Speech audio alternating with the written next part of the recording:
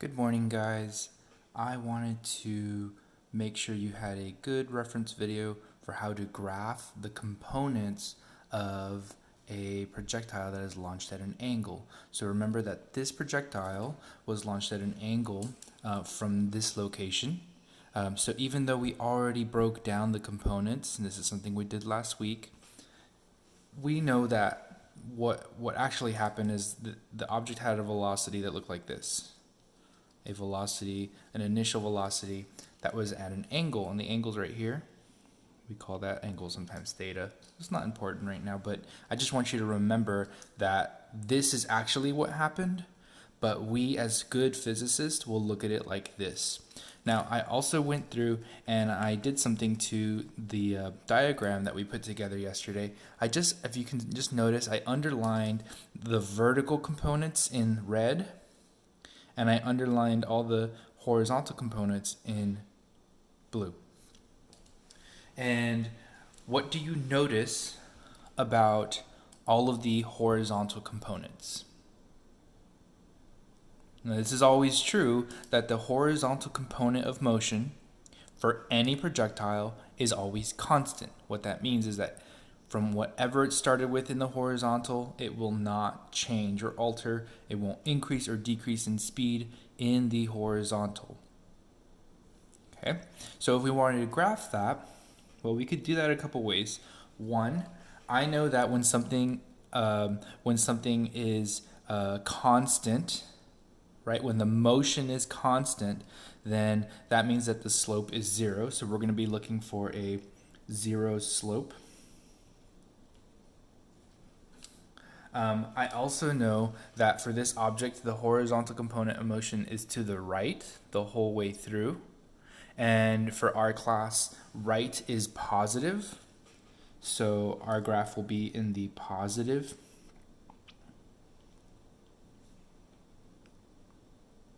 I wouldn't call it the positive plane or the positive quadrant, right?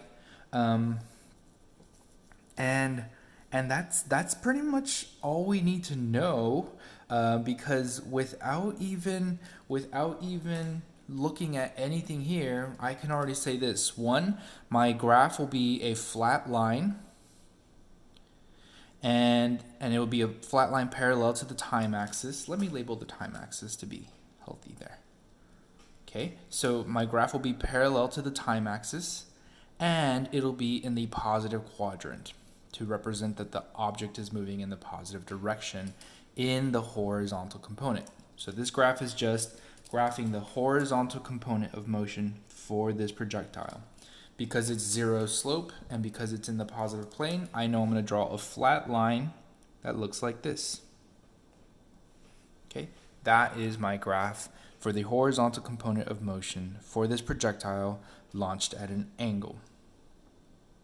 If I wanted to get real fancy, which is not important at all, I could just say that this value right here represents 3 meters per second. Where did I get the 3 from? Well, that's just the value we have for the horizontal component of motion for this projectile. But honestly, guys, what's more important is that you understand why this graph is the shape it is. And that's me being totally honest. That's what's more important than you knowing how to graph each value along the way. Okay, let's talk about the vertical component now. So what do you notice about the vertical component? Is it constant or does it change? Well, it's changing, right? What is the value by which this is changing? Let me ask that a different way. What's causing this vertical component of motion to change?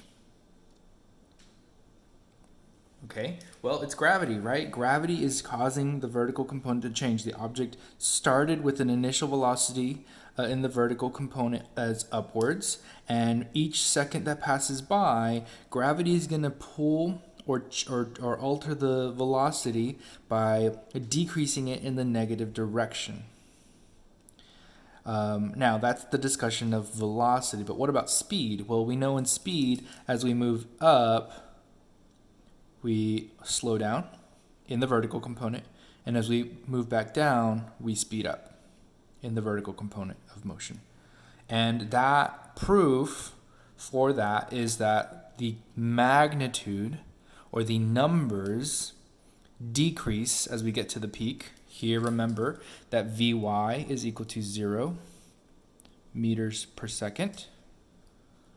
So the numbers decrease as we go to the peak, but the numbers, not the sign, not the value, because remember these are negatives, but the numbers increase. So we go from 0 to 10 to 20, right? So it's 20, 10, 0, 0, 10, 20. And that is the proof we have that this object slows down, then speeds up in its vertical component of motion. Remember that when we have a VT graph, talking about V, I'm drawing a real small one here, a VT graph, and when an object is speeding up, the graph moves away from the time axis. And when an object is slowing down, here's another VT graph, the graph approaches the time axis.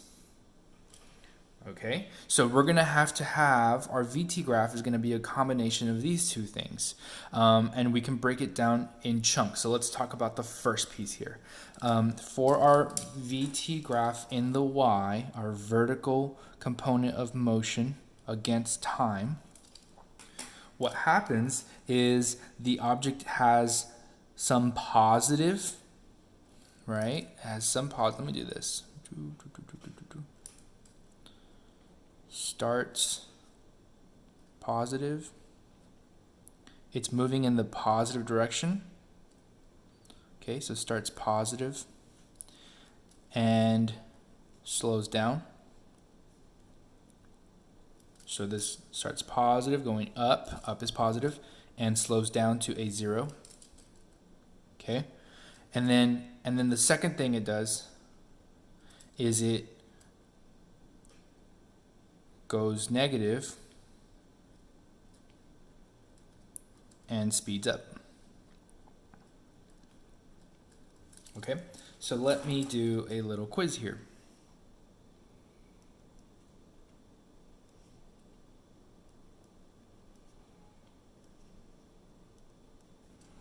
Okay, so I am labeling each of these graphs A. This line is graph B. This graph is line C, and this graph is line D.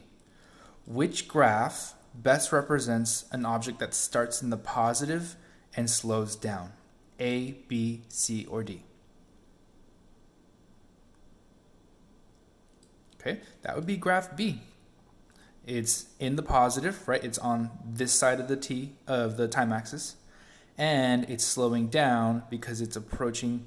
I know there's proof that it's slowing down because the graph is approaching the zero line, what we call the time axis sometimes, okay, where velocity is 0.